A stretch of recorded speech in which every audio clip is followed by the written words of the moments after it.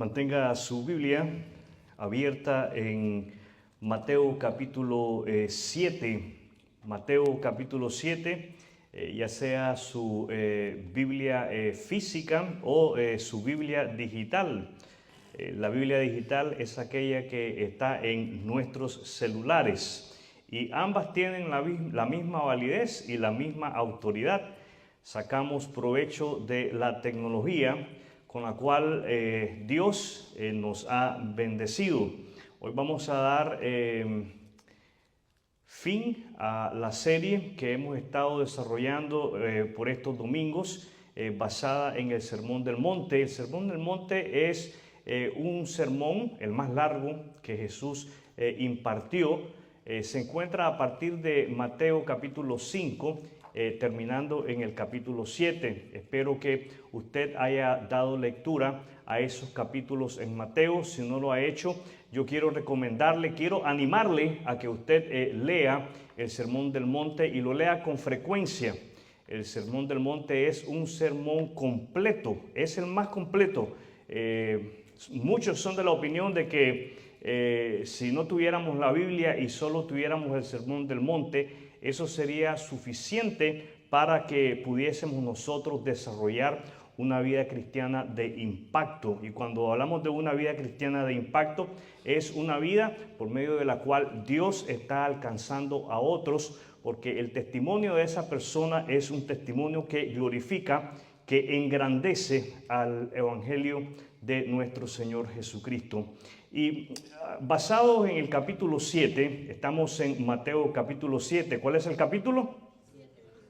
Mateo 7. Estamos en el capítulo 7 de Mateo y he titulado lo que quiero compartir con ustedes a la luz de este capítulo, que la clave para la felicidad es vivir en obediencia a la palabra de Dios. La clave de la felicidad es vivir en obediencia a la palabra de Dios. Y no vamos a hacer lectura a todo el capítulo. Se le dio lectura a los versículos desde el 1 hasta el 6 y ese es nuestro trampolín para poder impartir el mensaje de esta tarde. En este cierre del sermón que Jesús imparte en el monte, Jesús enseña sobre la importancia de la actitud del corazón y la obediencia. Cuando hablamos de la actitud del corazón, no es la actitud del corazón del vecino, sino que es viendo a la actitud de nuestro corazón de una manera muy personal y muy individual. Y lo que quiero decir con esto es de que nuestra actitud no debe ser influenciada por la actitud del vecino. Nuestras actitudes en la vida deben de ser influenciadas por la palabra de Dios. ¿Los oigo? Por el Evangelio de Cristo. Y Jesús enseña en este capítulo 7 de que nuestra actitud es importante y nuestra obediencia a Dios es importante. Primero podemos apreciar de los versículos 1 hasta el 12 que Jesús advierte. ¿Qué hace Jesús? Él advierte, Jesús da una advertencia contra el juicio hipócrita y anima a los suyos a perseverar en la oración motivada por la misericordia de Dios. Y los versículos del 1 al 12 no los podemos desligar. En nuestras Biblias están separados. Los versículos del 1 al 6 tienen un subtítulo, dice el juzgar a los demás. Puede ser que en su Biblia usted tenga otro subtítulo. Y los versículos del 7 al 12 dice la oración y la regla de oro. Pero todo esto está entrelazado y no podemos desligar una cosa de la otra. En segundo lugar, Jesús explica el camino angosto hacia la vida eterna. ¿Qué hace Jesús? Explicar sobre el camino angosto hacia la vida eterna. Y esta explicación es una explicación que merece que todos nosotros nos detengamos a meditar en ella. Es una explicación que merece que todos nosotros profundicemos el significado de lo que es el camino angosto. Me temo que hoy en día muchos evangélicos no hemos comprendido a plenitud el significado de lo que es el evangelio, porque no hemos meditado en los versículos 13 y 14 de este capítulo 7 del Sermón del Monte. Y por último, Jesús advierte contra los falsos profetas. ¿Contra quiénes advierte Jesús? Los falsos profetas. Siempre han existido y existirán hasta que el Señor venga. Ahora, la advertencia que Jesús hace de los versículos 15 al 23 no son una sugerencia, es un mandato. Todo creyente en Jesucristo debe de permanecer vigilante. ¿Cómo debemos de permanecer?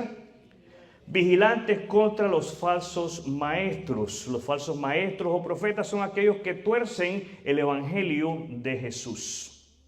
Jesús no solamente advierte contra los falsos profetas, Él concluye con la parábola del hombre prudente y del hombre insensato. Y podemos hacernos una pregunta: ¿qué clase de hombres somos nosotros? ¿Somos hombres prudentes o somos hombres y mujeres insensatos? Jesús deja muy en claro que la verdadera felicidad no viene solo de escuchar sus palabras, sino de obedecerlas y ponerlas en práctica.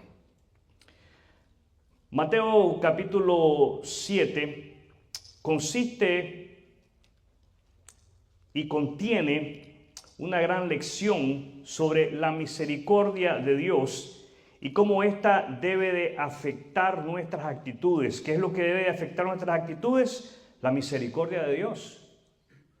Mis amados hermanos y hermanas, conocer, saber, creer que Dios ha sido misericordioso con nosotros debe de afectar nuestras actitudes, debe de afectar nuestra manera de pensar, debe de afectar nuestras prioridades, lo que es más importante para todos y cada uno de nosotros. Debe de influir en nuestro deseo de congregarnos, debe de influir en nuestro deseo de servir al Señor, debe de influir en cómo nosotros estamos dando testimonio al mundo que está allá afuera. Y es en este capítulo 7 que Jesús enseña primero, y esta es nuestra primera lección. Jesús enseña que la felicidad viene al tratar a los demás con gracia y misericordia. La felicidad viene al tratar a los demás con gracia y misericordia. No debemos juzgar a los demás con hipocresía. Fíjense bien, cuando nosotros leemos en el verso 1, no juzguéis, no podemos nosotros detenernos en esa oración. Nosotros tenemos que continuar dándole lectura al pasaje. ¿Qué tenemos que hacer? Continuar dándole lectura al pasaje. No juzguéis para que no seáis juzgados, porque con el juicio con que juzguéis seréis juzgados, y con la misma medida con que medís, os será medido. Jesús no está dándonos una prohibición a no juzgar. Muchas personas, cuando se les hace una observación o cuando se les corrige, son muchas las personas que inmediatamente reaccionan a la defensiva y le dicen a uno: ¿quién es usted para juzgarme? ¿Quién es usted para juzgarme? Y es muy cierto. Jesús nos está diciendo que no debemos de juzgar, pero Él es bien claro. Y Él dice que no debemos de juzgar a otros de una manera inconsistente. Él dice: no sean hipócritas. Esto quiere decir que si nosotros no estamos dando buen testimonio allá afuera, la autoridad que nosotros tenemos para llamar la atención a otro creyente en Cristo, y escuche bien, el asunto es con otro creyente en Cristo. Nuestra autoridad para llamarle la atención o para corregir a otro creyente en Jesucristo no tiene validez, no tiene fuerza. Esa es la razón por la cual Jesús advierte en que nosotros no juzguemos a otras personas de una manera hipócrita. Lo que Jesús nos está tratando de enseñar es que primero, para llamar la atención a otro creyente en Jesucristo, primero debemos examinar nuestro propio corazón. ¿Qué debemos de hacer? Examinar nuestro propio corazón. Cuando nosotros vemos que un hermano o una hermana se está desviando del camino de la fe, lo que nosotros tenemos que hacer es detenernos y examinarnos para ver si nosotros estamos caminando juntamente con Cristo. Es lo primero que nosotros tenemos que hacer. Tenemos que ver a la luz de la palabra de Dios, a la luz del Evangelio, a la luz de Cristo, por dónde andamos, cómo andamos, con quién andamos. Estas son preguntas que nosotros nos debemos de formular para de esa manera examinar y descubrir si verdaderamente estamos manteniendo un testimonio que engrandece a Cristo, que glorifica a Cristo y que le da validez a su evangelio en nuestra vida. Entonces, para juzgar a otro, permítame decirlo de otra manera, para criticar a otros, ¿entiende? Para criticar a otro, primero examinémonos cómo estamos. Y déjenme advertirle que al examinarnos, si somos honestos, si somos sinceros, nos vamos a dar cuenta que no andamos muy bien. Y si andamos muy bien, si el resultado de ese examen es que andamos muy bien, que andamos con Cristo, ¿sabe lo que va a suceder? El Espíritu Santo de Dios que mora en nosotros los creyentes nos va a refrenar, nos va a restringir de que critiquemos y juzguemos injustamente y severamente a nuestros hermanos en Cristo. El Espíritu Santo nos va a mostrar que Dios es un Padre bueno. ¿Qué clase de Padre es Dios? Él es un Padre bueno. Dios es un Padre bueno. Y es aquí donde yo les digo a ustedes que no podemos desligar el versículo 7 de lo anterior. No podemos desligar lo que continúa del versículo 7 hasta el versículo 12, del versículo 1 al 7. ¿Saben? Jesús nos muestra que Dios es un Padre bueno, que responde a nuestras oraciones cuando buscamos su voluntad. Y lo que Jesús está tratando de hacer en su enseñanza del versículo 7 al 12 es enseñarle a sus discípulos que se pueden acercar con confianza a Dios porque Él es un Padre bueno, porque Él es un Padre misericordioso. ¿Qué clase de Padre es Dios? Misericordioso. ¿Qué clase de Padre es Dios? Misericordioso. Dios es un Padre misericordioso. Él nos ha dado y ha derramado sobre cada uno de nosotros su misericordia. Y la misericordia de Dios es nueva cada mañana. ¿Usted se ha puesto a pensar en eso? ¿Usted se ha puesto a pensar que Dios ha extendido su misericordia para con nosotros el día de hoy? Y Dios va a extender su misericordia para con cada uno de nosotros el día de mañana. Y así sucesivamente, cada día Dios extiende su misericordia sobre nosotros. Entendamos que la misericordia es cuando alguien hace con nosotros algo que no merecemos. Dios ha escogido darnos lo que no merecemos. Eso es ser misericordioso. Nos da un trato que no merecemos. El trato que nosotros merecemos a causa de nuestros pecados es un trato de juicio. Ser encontrados culpables. Pero Dios ha escogido en su misericordia darnos la gracia. ¿Qué ha escogido Dios? Darnos la gracia.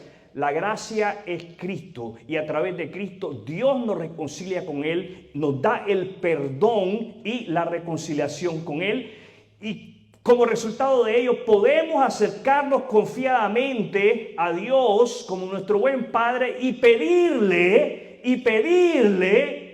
¿y hacer qué cosa? Pedirle lo que queramos, que esté de acuerdo con su voluntad. Verso 7, pedid. Mis amados hermanos, orar no es opcional para ninguno de nosotros. Jesús nos manda a orar. ¿A qué nos manda Jesús? Usted se da cuenta de lo que yo acabo de decir. Orar es un mandato dado por Jesús a sus discípulos. Orar es una orden dada por Jesús a sus seguidores. ¿Es usted seguidor de Jesús? ¿Es usted discípulo de Jesús? Entonces a usted y a cada uno de nosotros se nos ha dado el mandato de orar. Pedid y se os dará. ¿Cuál es el resultado de pedir? Se nos va a dar. ¿Cuál es el resultado de pedir? Buscad y hallaréis. ¿Cuál es el resultado de buscar? Que vamos a encontrar, vamos a hallar. Llamad y se os abrirá. ¿Cuál es el resultado de llamar? Que se nos va a abrir. Se nos va a abrir la puerta. ¿Por qué? Verso 12. Así que todas las cosas que queráis que los hombres hagan con vosotros, así también haced vosotros con ellos, porque esto es la ley y los profetas. ¿Saben por qué? Porque Dios es misericordioso. Y así como Dios extiende para con nosotros su misericordia, nosotros debemos de extender misericordia a las personas que están a nuestro alrededor. Cuando nosotros imitamos el ejemplo de Dios a través de Cristo y nosotros somos misericordiosos, cuando nosotros imitamos el ejemplo de Dios y extendemos misericordia, no vamos a poder juzgar a los demás. Jesús nos llama a tratar a los demás como queremos ser tratados. Eso lo leemos ahí en el verso 12. Jesús nos llama a tratar a los demás como queremos ser tratados. ¿Cómo quiere que se le trate a usted? Cuando usted comete una falta, ¿cómo quiere usted que se le trate? ¿Quiere que se le trate severamente? ¿Quiere que se le trate injustamente? ¿O quiere que las personas tengan misericordia de usted? Así como Dios ha tenido misericordia de usted.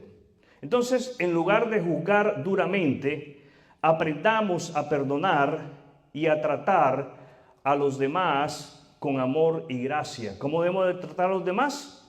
Con amor y gracia. Jesús también enseña, esta es nuestra segunda lección, Jesús también enseña que la verdadera felicidad se encuentra en el camino estrecho. La verdadera felicidad se encuentra en el camino estrecho. ¿Dónde se encuentra la verdadera felicidad? En el camino estrecho. ¿Dónde se encuentra la verdadera felicidad? Jesús advierte que hay dos caminos. Ponga atención ahí en su Biblia en el verso 13, por favor. Verso 13. Entrar por la puerta estrecha. ¿Por dónde hay que entrar? ¿Por dónde hay que entrar? Por la puerta estrecha. Porque ancha es la puerta y espacioso el camino que lleva a la perdición. ¿Cómo es la puerta que lleva a la perdición? Es ancha. ¿Cómo es la puerta que lleva al camino de la perdición? Ancha. Y muchos son los que entran por ella. Verso 14. Porque estrecha es la puerta y angosto el camino que lleva a la vida, y pocos son los que la hallan. ¿Cómo es la puerta que lleva a la vida? Angosta. ¿Cómo es la puerta que lleva a la vida? Angosta. ¿Cómo es la puerta que lleva a la vida? Dígale a la persona que está al lado suyo, la puerta es angosta. La puerta es angosta, mis amados hermanos. Y Jesús advierte de esto. Jesús advierte que hay dos caminos. Uno es ancho y fácil, que lleva a la perdición. El otro es angosto y difícil que lleva a la vida. Y me temo que las palabras de Jesús se cumplen. Hoy en nuestros días, las palabras de Jesús se cumplen cuando Él dice que son muchos los que no la encuentran. Son muchos los que no encuentran la puerta estrecha. ¿Usted sabe cuál es la puerta angosta? Jesús es la puerta angosta. Jesús dijo, yo soy la puerta. En Juan capítulo 10, versículos 7 y 9, Jesús dice, yo soy la puerta. La puerta angosta, mis amados hermanos, no es una denominación religiosa. La puerta angosta no es una iglesia, mucho menos el edificio de una iglesia. La puerta angosta no son nuestras obras. La puerta angosta no es llevar una vida de santidad. La puerta angosta no es una vida de obediencia a Dios. La puerta angosta es Cristo. Y como resultado de que hemos encontrado la puerta angosta, entonces llevamos una vida de obediencia. Obedecemos el Evangelio de Jesús. Obedecemos las enseñanzas de Jesús. Como resultado de que hemos encontrado la puerta angosta, glorificamos a Dios. Vivimos para la gloria de Dios. Como resultado de que hemos encontrado la puerta angosta, llevamos una vida de santidad. O sea, una vida consagrada a Dios, una vida de servicio a Dios. Como resultado de encontrar la puerta angosta, que es Cristo, la puerta angosta, nos comprometemos de una manera incondicional a servir a Dios. ¿A qué nos comprometemos? A servir a Dios. Y hoy las palabras de Jesús se cumplen y son muchos los falsos profetas que engañan con sus palabras atractivas. Son muchos. Muchos son los que andan diciendo por ahí, si usted no pertenece a nuestra denominación religiosa, usted no es salvo. Si usted no pertenece a la iglesia verdadera, que es la nuestra, no son salvos. Son muchos. Lo que nos hacen creer que tenemos que seguirle a ellos, mis amados hermanos y hermanas. A quien tenemos que seguir es a Cristo y sus enseñanzas. A quien tenemos que seguir es el Evangelio de Cristo y sus enseñanzas. No basta. No basta con que nos llamemos cristianos. Es necesario hacer la voluntad de Dios. ¿Qué es necesario? Hacer la voluntad de Dios. Ahora permítame decirle qué es hacer la voluntad de Dios. La voluntad de Dios es que todos vengan al arrepentimiento y a la fe en Jesucristo. Eso es hacer la voluntad de Dios. Hacer la voluntad de Dios es obedecer el Evangelio. Hacer la voluntad de Dios es obedecer el llamado que Dios nos hace a través del Evangelio de Jesús. Vengan, arrepiéntanse, vuélvanse a mí a través del sacrificio de Jesús en la cruz del Calvario. Entonces vivamos el camino del Evangelio de Cristo. ¿Qué tenemos que hacer? Vivir el camino del Evangelio de Cristo. ¿Y saben qué? Vivir el camino del Evangelio de Cristo puede ser difícil. ¿Cómo va a ser? Difícil, pero es el único camino que conduce a la verdadera felicidad y a la verdadera salvación. Por último, quiero mencionar que Jesús enseña que la felicidad verdadera es fruto de edificar nuestra vida sobre Cristo. Esa es nuestra tercera y última lección. La felicidad verdadera es fruto de edificar nuestra vida en Cristo. Esa es la felicidad verdadera. La felicidad verdadera es el resultado de edificar nuestra vida sobre Cristo. Versículos 24 al 29, por favor síganme en la lectura de la palabra de Dios. Verso 24, cualquiera. ¿Quiénes? Algunos hablan de elegidos. ¿Leemos elegidos ahí? No. Ahí dice cualquiera de nosotros. Cualquiera allá afuera.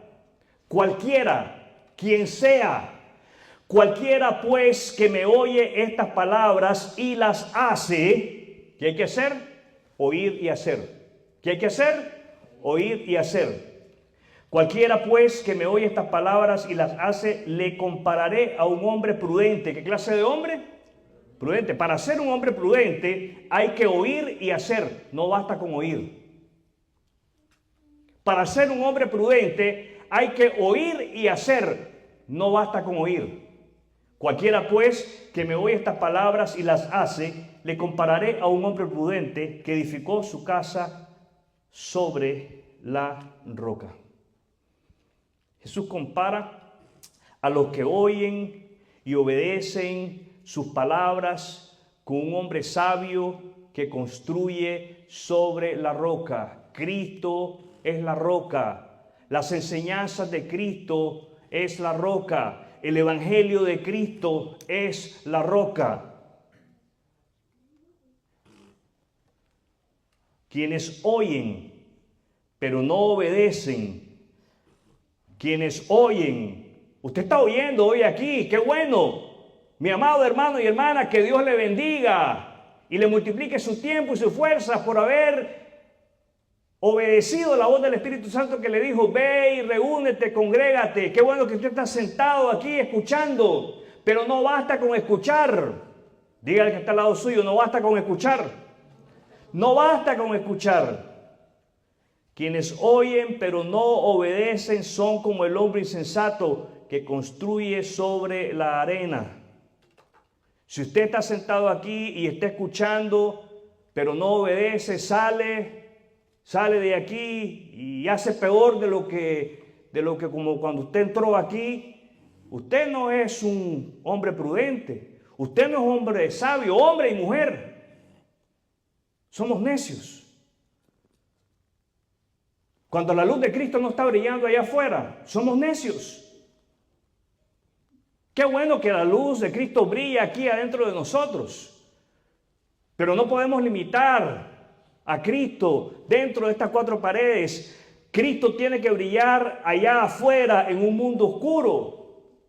Y el Señor está diciendo, si ustedes no están llevando mis palabras, si ustedes no están llevando la luz de mi evangelio allá afuera, en tu casa, en tu hogar, si tu esposa, si tu esposo no me está viendo a mí, que soy la luz, y solo está viendo tinieblas en ti, entonces eres una persona necia.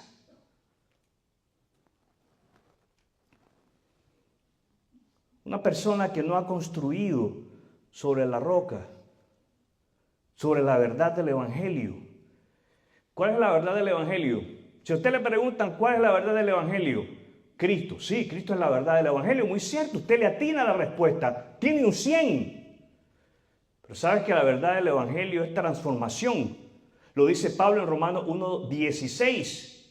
Porque el evangelio es poder de Dios para salvación.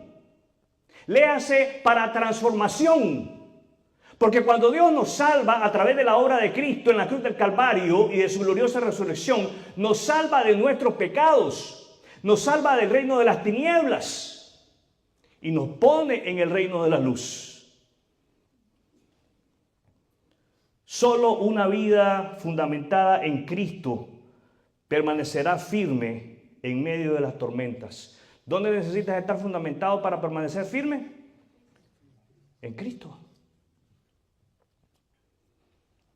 Entonces, cimentemos nuestra vida en Jesús, en su palabra, en su evangelio. Así podremos enfrentar cualquier tormenta con confianza. ¿Cómo enfrentaremos la tormenta? Con confianza.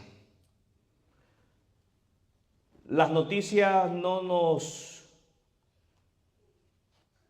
darán miedo. Estamos oyendo muchas cosas hoy en las noticias, ¿verdad? A veces es mejor no oír. Las noticias no nos van a dar miedo, porque donde Dios nos lleve, ahí llevamos el evangelio. ¿Los oigo? ¿Sabe qué, mi querido hermano y hermana, amigo que me escucha? El verdadero gozo, la verdadera seguridad se encuentran solamente en Cristo. Repito, el verdadero gozo, El verdadero gozo, la verdadera felicidad, la verdadera seguridad se encuentran solamente en Jesucristo.